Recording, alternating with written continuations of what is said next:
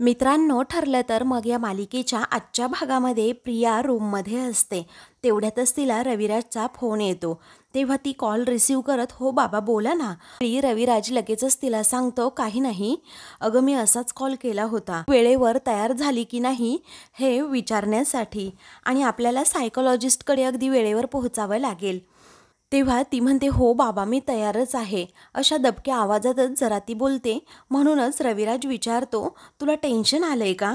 कारण असं सायकोलॉजिस्ट समोर उत्तरं देणं जरा अवघडच असतं ना, भीतीदायक असतं म्हणून. त्यावेळी प्रिया म्हणते, नाही बाबा मला नाही टेन्शन आलं. अहो, मी जे काही बोलणार आहे ना ते खरं बोलणार आहे. आणि तुम्ही जसं म्हणालात तसं की सायकोलॉजिस्ट माझ्या चेहऱ्यावरून, वागण्यावरून आणि हावभावांवरून अंदाज लावेलच की मी खरं बोलतीये की खोटं बोलतीये, असं म्हणून ती आता हसते. त्यामुळे मी जे काही बोलेल त्यावरून त्यांना समजेलच की मी खरंच बोलतीये. मग आता लगेचच रविराज म्हणतो, खरं आहे बाळा तुझं, आणि एकदा का ते रिपोर्ट्स आले ना मग आपण अर्जुनला सुद्धा गप्प करू शकू. हे बघ, आता मी निघतोय, तू सुद्धा निघ, आपण एकत्र भेटू आणि एकत्रच जाऊ तिकडे. तेव्हा ती आता हो बाबा असं म्हणून फोन ठेवते आणि स्वतःवरच वैतागते. म्हणते की सगळ्या अग्निपरीक्षा मीच का द्यायच्या, कारण तो महिपत तरी काय करतोय, नुसता आपला बंदूक धरतो आणि ऑर्डर सोडतो. असं म्हणून ती महिपतला कॉल करते. तेव्हा महिपत लगेचच कॉल रिसीव करतो आणि म्हणतो, बोला डॉक्टरीन बाई, गेलात का तुम्ही त्या सायको, असं म्हणून त्याला पुढे काही बोलताच येत नाही. तुम्ही चौकशीसाठी गेलात का डॉक्टरीन बाई, असं म्हणून तो तिला विचारतो. त्यावेळी प्रिया म्हणते की म्हणजे मी त्या सायकोलॉजिस्टकडे चौकशीला जाणार आहे, हे तुमच्या लक्षात आहे म्हणायचं. त्यावेळी महिपत म्हणतो, विषय आहे का? माझ्या सगळं लक्षात असतं.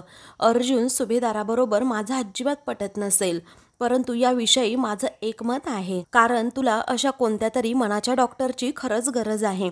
तेव्हा प्रिया अजूनच भडकते आणि म्हणते, मी तिथे कोणत्याही उपचारासाठी जात नाहीये, पण त्या सायकोलॉजिस्टला माझ्या मनामध्ये काय सुरू आहे ना हे जवळजवळ कळेलच, आणि याचीच मला जास्त भीती वाटते, असं म्हणून प्रिया चिडते. त्यानंतर ती पुन्हा विचारते, माझा चेहरा, माझी बॉडी लँग्वेज कशी लपवू मी? आता सांगा ना, कशी लपवू मी? असं वैतागूनच ती आता सारखी विचारते. आणि मी खोटी साक्ष दिली आहे, मी हे कुणापासूनही लपवू शकते, पण त्याच्यापासून मी ही कशी लपवू? त्यावेळी महिपत नशेतच म्हणतो की अगं, ती ॲक्टिंग कर ना तू, तुला ते ॲक्टिंगचं बक्षीससुद्धा दिलं आहे ना, मग तुझी ॲक्टिंग काय कामाची? उत्कृष्ट खलनायिका म्हणून मी तुला ते बक्षीससुद्धा दिलंय. तेव्हा प्रिया म्हणते, ते मी करेनच हो, पण जर का माझ्या नाकातोंडात चिखल जायला लागला तर तुम्हाला मी नक्कीच त्या चिखलामध्ये ओढेन. आणि जर त्याला कळलं की कोर्टामध्ये मी खोटी साक्ष दिली होती आणि जर तसं रिपोर्टमध्ये त्यांनी लिहिलं ना, तर मग बघाच. तेवढ्यातच अश्विन आता तेथे येतो आणि तन्वीला आवाज देतो.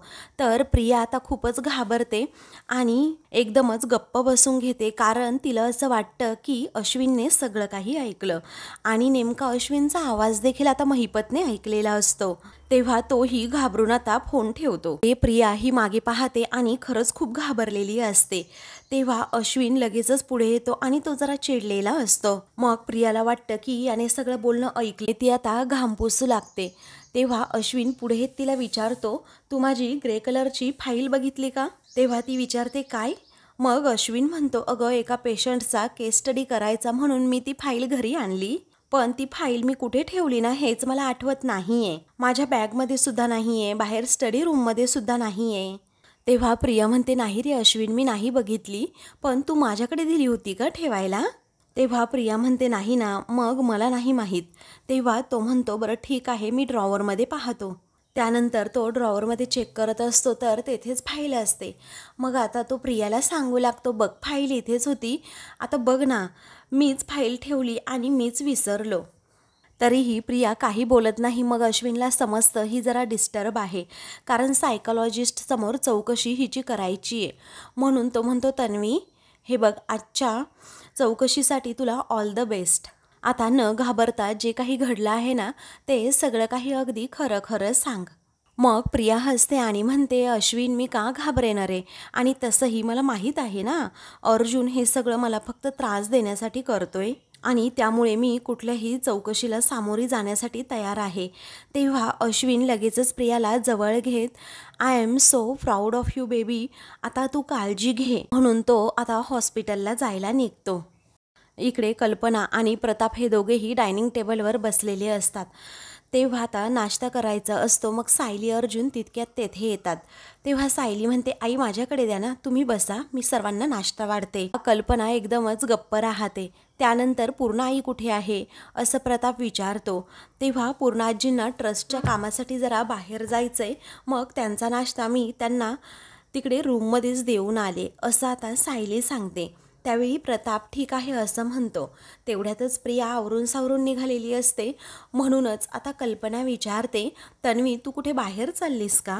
तेव्हा प्रिया म्हणते, हो अहो आई, कारण तुमच्या धाकट्या सुनेवर होणारे आरोप काही थांबतच नाहीये, त्यामुळे तिला आता लीगल चौकशीसाठी जावंच लागणार, आणि तेही एका सायकॉलॉजिस्ट समोर. तेव्हा कल्पनाला जरा राग येतून ती अर्जुनकडे पाहते. त्यावेळी अर्जुन म्हणतो, एका मर्डरमध्ये तू आय विटनेस आहे हे अजिबात विसरू नकोस. ती कोर्टाची ऑर्डर आहे, त्यामुळे तुला आता चौकशीसाठी सामोरं जावंच लागेल आणि ही ऑर्डरसुद्धा फॉलो करावी लागेल. तू कोणाची मुलगी आहेस, कोणाची सून आहे, कोर्टाला काहीही फरक पडणार नाही.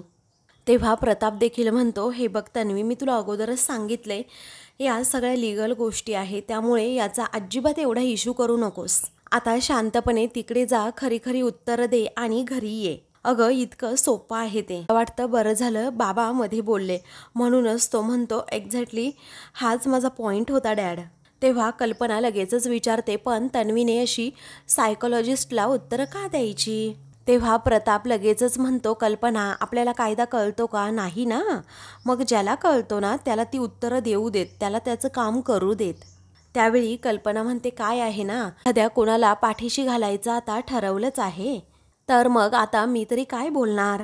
त्यावेळी अर्जुन म्हणतो, मम्मा हे बघ. तेव्हा आता वाद नको म्हणून सायली विचारते, काय हो तुम्ही सुद्धा नाश्ता करणार का? त्यावेळी अर्जुन म्हणतो, नको, मला नाश्ताच नको आहे, कारण तसंही त्या सायकोलॉजिस्टच्या अगोदर आपल्याला ऑफिसमध्ये पोहोचावं लागेल. मग त्यानंतर तो प्रियाला विचारतो, काय ग तन्वी, आपण आज एकाच ठिकाणी चाललो आहोत, मग मी तुला लिफ्ट देऊ का? त्यावेळी प्रिया लगेचच म्हणते, तूच तर म्हणालास ना की केस आणि घर या दोन्ही गोष्टी वेगळ्या ठेवायच्या, मग माझी मी जाईल. त्यावेळी अर्जुन म्हणतो, काही हरकत नाही, परंतु वेळेवर ये. तू उशीर करू नको, नाही तर तुझ्या विरोधात अरेस्ट वॉरंटसुद्धा निघू शकतं. तेव्हा प्रिया आता खूपच घाबरते. मग अर्जुन म्हणतो, चला मिसेस सायली. मग आता तो लगेचच आपली बॅग घेतो आणि पुढे जातो. त्यानंतर सायलीला सुद्धा आता जायचं असतं, म्हणूनच सायली आता कल्पनाला म्हणते, सगळा स्वयंपाक मी बनवून ठेवलाय, हा फक्त पोळ्या बनवायच्या राहिल्या आहेत, तेवढ्या विमलताई बनवून देतील, आणि ताक नक्की प्या दुपारी. त्याचबरोबर बाबा तुम्ही ऑफिसला जाताना डबासुद्धा घेऊन जा, आता येते हा मी, असं म्हणून लगेचच सायलीसुद्धा तेथून जाते. त्यानंतर कल्पना लगेचच म्हणते, तन्वी तुला हे जे काही चौकशीला बोलवलंय ना, ते मला अजिबातच आवडलेलं नाहीये, पण ठीक आहे, तू अजिबात काही टेन्शन घेऊ नकोस, जी उत्तरं आहेत ना ती अगदी न घाबरता दे. त्यावेळी आता प्रिया हो असं म्हणते. त्यानंतर प्रताप म्हणतो, ती जर खरं बोलत असेल ना कल्पना, तर तिला घाबरण्याची काही गरज नाही, कारण कर नाही त्याला डर तरी कशाला, हो की नाही तन्वी? त्यावेळी प्रिया जरा गडबडते आणि हो नाही करते. आणि कसं आहे ना बाबा, हे कोर्ट कचेरी हे शब्द आहे ना ते उगीचच घाबरवतात आपल्याला, पण मी ना अगदी शांतपणेच उत्तरं देणार आहे, मग येते हा मी, असं आता ती प्रताप कल्पनाला विचारते आणि लगेचच तेथून जायला निघते. कल्पना आता रागातच प्रतापकडे पाहत असते. तेव्हा प्रताप विचारतो, काय झालं कल्पना? तर कल्पना आता नाश्ता न करता लगेचच रागात तेथून जाते. तर इकडे अर्जुन आणि सायली हे दोघेही ऑफिसमध्ये येतात. तेथे आल्यानंतर चैतन्याने आता सगळी तयारी करून ठेवलेली असते. अर्जुन आल्याबरोबरच चैतन्याला आता गुड मॉर्निंग चैतन्य असं म्हणतो. त्यावरती चैतन्यसुद्धा गुड मॉर्निंग म्हणतो आणि त्यानंतर मग सायली खुश असते. लगेचच अर्जुनला म्हणते, हल्ली बाबांना आपल्यावर अजिबात चिडचिड करत नाही आहेत, पहिल्यापेक्षा त्यांची चिडचिड खूप कमी झाली आहे आणि ते माझ्याशी तर पूर्वीसारखे वागायला सुद्धा लागले आहेत. तेव्हा अर्जुन आता खुश होतो आणि म्हणतो, डॅड नेहमी बॅलन्स विचार करतात आणि मम्माचं वेगळंच आहे, मम्मा नेहमी इमोशन्स आणि राग कधी कधी कंट्रोल होतच नाही, पण डॅडचं खूप वेगळं आहे. डॅड हे फक्त सिच्युएशनवर चिडतात, माणसांवर कधीच नाही. तेव्हा आता लगेचच चैतन्य म्हणतो, तुमचा एकंदर मुद्दा काय आहे ना माझ्या लक्षात आला आहे. सायली वहिनी, प्रताप काका तुमच्याबरोबर चांगलं वागतायत, पण एखाद्या लहान मुलाला जेव्हा आपण चॉकलेट देतो ना तेव्हा त्याला जेवढा आनंद होतो ना अगदी तेवढाच तुला आनंद झालाय. तेव्हा सायली आता हसतच म्हणते, हो अगदी बरोबर चैतन्य भाऊजी. त्यावेळी आता तुम्ही दोघेच आला, पण आपल्या उत्सव मूर्ती आहेत तरी कुठे असं चैतन्य विचारतो. तेव्हा ती तिच्या लॉयरसोबत येते असं आता अर्जुन म्हणतो. ती तिच्या लॉयरसोबतच येणार आणि हे एक्सेप्टेड आहे असं चैतन्य म्हणतो. तेवढ्यातच सायकोलॉजिस्ट सुद्धा तेथे येतात आणि येऊ का असं विचारतात. त्यांना अर्जुन हो असं म्हणतो. ते आल्याबरोबर अर्जुन लगेच स्वतःची ओळख ॲडव्होकेट अर्जुन सुभेदार अशी करून देतो आणि मग ते सायकोलॉजिस्ट मी शांतनू राऊत आहे असं म्हणतो. त्यावेळी चैतन्याची सुद्धा अर्जुन आता लगेचच ओळख करून देतो. दोघेही एकमेकांना आता भेटतात. तर अर्जुन आता सायलीची सुद्धा ओळख करून देतो. शांतनू सुद्धा आता सायलीला नमस्कार असं बोलतो. त्यानंतर तो आता तेथे बसतो आणि म्हणतो, मला वाटलं की मलाच उशीर झाला आहे यायला, पण आपली ती विटनेस आली नाही अजून वाटतं. तेव्हा अर्जुन म्हणतो, त्या अजिबात फंक्शुअल नसतात, परंतु त्यांचे लॉयर वेळेतच येणार मला खात्री आहे. असं म्हटल्याबरोबरच लगेच रविराज दार उघडतो आणि येऊ का असं विचारतो. तेव्हा अर्जुन सिनियर येणार आहे असं म्हणतो. मग आता प्रियासुद्धा त्याच्यासोबत आलेली असते. तेव्हा लगेचच आतमध्ये आल्यानंतर आता हे ॲडव्होकेट रविराज किल्लेदार आणि त्यांची क्लायंट मिस तन्वी किल्लेदार अशी अर्जुन ओळख करून देतो. मग अर्जुन सायकोलॉजिस्ट म्हणजे शांतनू राऊतची सुद्धा ओळख रविराजला करून देतो. त्यानंतर चैतन्य लगेचच विचारतो, सर तुम्हाला काही चहा कॉफी वगैरे. मग आता रविराज म्हणतो, नको मला काही नको, आपण लगेचच सुरुवात करूयात. तेव्हा शांतनू आता विचारतो की मला प्रिया मधुकर म्हणजे तन्वी किल्लेदार यांच्याकडून काही प्रश्नांची उत्तरं हवी आहेत. त्यावरती प्रिया मोठ्या तोऱ्यातच म्हणते, तुम्ही हवं ते विचारा, मी अजिबातच घाबरत नाही आहे. तेव्हा आता अर्जुन लगेचच म्हणतो, कॉन्फिडन्स आवडला मला. प्रिया अर्जुनला उत्तर देत म्हणते की हा कॉन्फिडन्स ना खरं बोलण्यातून येतो अर्जुन, कारण माझं स्टेटमेंट पहिल्या दिवसापासून मी तेच ठेवलंय. तू कितीही मला सायकोलॉजिस्टकडे घेऊन गेलास ना तरीही माझं स्टेटमेंट अजिबात बदलणार नाहीये. तेव्हा प्रिया आता अति बोलू लागते. ते पाहून रविराज म्हणतो, तन्वी फक्त जे प्रश्न विचारतील ना त्याची उत्तरं दे, बाकी काहीच बोलू नकोस. त्यावरती प्रिया गप्प राहत हो बाबा असं म्हणते. त्यावेळी अर्जुन आता हसतो आणि म्हणतो, पण तू आज खोटं बोलशील असं मी म्हणालेलोच नाही. मग तुझ्या डोक्यात असा थॉट तरी कसा आला. तेव्हा आता जे सायकोलॉजिस्ट म्हणजे शांतनू असतात ना ते प्रियाकडे खूप वेळ पाहत राहतात, तिचे हावभाव, तिचे एक्सप्रेशन वगैरे. मग प्रिया लगेचच शांतनूकडे पाहते आणि थोडी गप्प राहते. त्यानंतर रविराज लगेचच म्हणतो, अर्जुन आपण कामाला सुरुवात करूयात का आता, की इकडचं तिकडचंच बोलत राहायचंय आता. तेव्हा लगेचच सुरुवात करूया असं अर्जुन म्हणतो आणि एकदम गप्प राहत त्यानंतर लगेचच प्रियाला म्हणतो की मिस तन्वी, आता खुनाच्या रात्री तू काय काय बघितलं होतं ते परत एकदा सांगशील. तेव्हा प्रिया म्हणते, हो सांगते की मी. आता ती पुढे सांगू लागते, माझ्या पोटात दुखायला लागलं म्हणून मी आणि विलास काका दोघेही घरी आलो आणि मी आल्या आल्या थेट माझ्या खोलीतच गेले. नंतर मला भांडणाचा आवाज आला आणि मी बाहेर येऊन बघितलं तर विलास काका आणि मधुभाऊ हे दोघेही भांडत होते. त्यावेळी अर्जुन लगेचच म्हणतो, एक मिनिट, पण तेव्हा मधुभाऊंची पाठ होती तुझ्याकडे की चेहरा होता, की फक्त प्रोफाईल दिसत होतं. तेव्हा सायकोलॉजिस्ट प्रियाकडे पाहतच राहतात, कारण या प्रश्नाचं उत्तर ती कसं देते हे त्यांना आता पारखून घ्यायचं असतं. तेव्हा प्रिया लगेचच म्हणते, मी कन्फ्यूज व्हावं म्हणूनच तू असं बोलतोस ना अर्जुन. पण अर्जुन आता हे सगळं जुनं झालं, अरे याचा ना काही म्हणजे काहीच उपयोग होणार नाही. आता पुढे सांगू का असं ती रागातच विचारते. अर्जुन म्हणतो, सांग पुढे तू सांगच, पण सांगता सांगताना अशी चक्कर येऊन पडू नकोस बाबा. तेव्हा चैतन्य आणि सायली एकमेकांकडे पाहून आता हसतात. मग आता रविराजला जरा राग येतो आणि प्रियाला सुद्धा. त्यानंतर अर्जुन म्हणतो, कसं आहे ना ऑफिसच्या बाहेर आज ॲम्ब्युलन्स नाही आहे ना म्हणून मी बोलतोय. त्यावेळी रविराज जरा रागातच म्हणतो, नो पर्सनल कमेंट्स प्लीज. त्यावेळी आता शांतनू म्हणतो, डोंट वरी मिस्टर किल्लेदार, कारण इथे कोणतेही प्रश्न विचारू देत, माझं ॲनालिसिस हे अगदी न्यूट्रलच असतं, त्यामुळे आता तुम्ही बोला असं तो प्रियाला म्हणतो.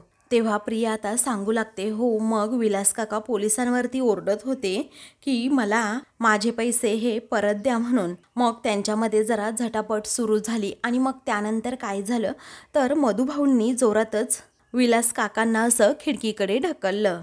असं जेव्हा आता प्रिया सांगते त्यावरती अर्जुन आता हे सगळं ऐकतो आणि म्हणतो, 1 मिनिट हा, फक्त 1 मिनिट. तेव्हा सर्वजण पुन्हा एकदा अर्जुनकडे पाहतात.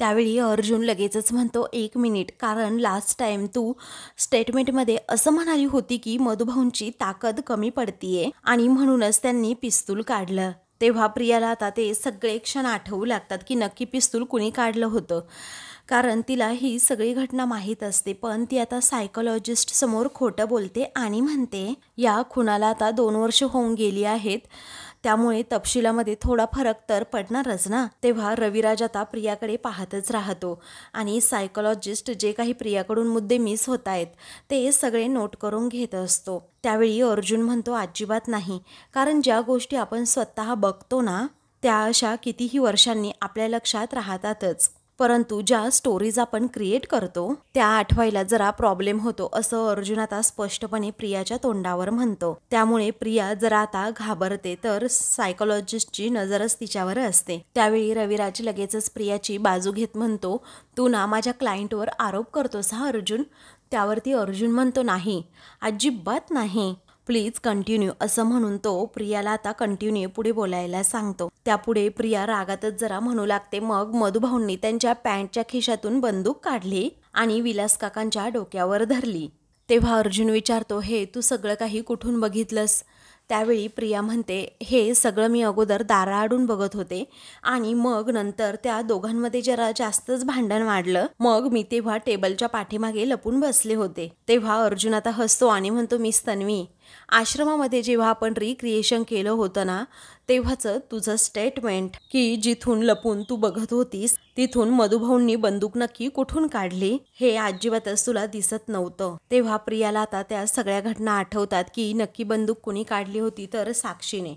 मग त्यावेळी ती आता सायकोलॉजिस्टकडे पाहते आणि थोडी घाबरलेली असते, पण सर्वांची नजरच तिच्यावर असते.